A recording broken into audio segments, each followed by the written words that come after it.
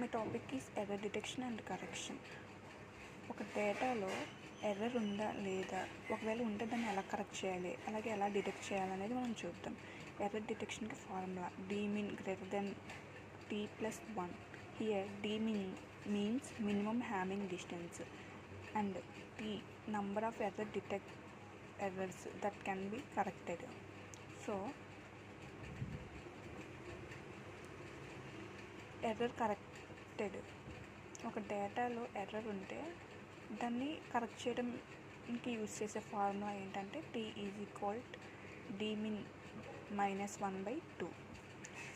ఇప్పుడు ఏంటంటే అది ఒకవేళ ఈవెన్ నెంబర్స్కి అయితే ఎలా ఉంటుంది, ఆడ్ నెంబర్స్కి అయితే ఎలా ఉంటుంది అంటే ఇది ఫార్ములా అండి. t = dmin - 2/2, t = dmin - 1/2. ఇది ఆడ్కి, ఇదేంటంటే ఈవెన్కి.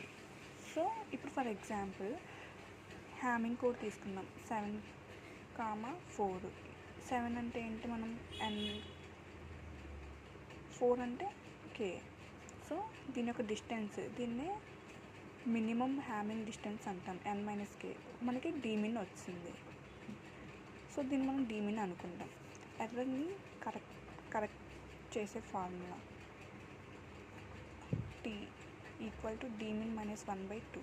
సో t = మనం dmin మనకు 3 వచ్చింది, 3 - 1/2. Here t = 2/2. దెన్ మనకి 1 వచ్చింది. ఇది ఎర్రర్ కరెక్ట్, ఒక డేటాలో ఎర్రర్ అనేది కరెక్ట్ అయింది. అదే డిటెక్ట్ ఎలా చేస్తామంటే dmin greater than t+1. So dmin మనకి 3 వచ్చింది, greater than t+1.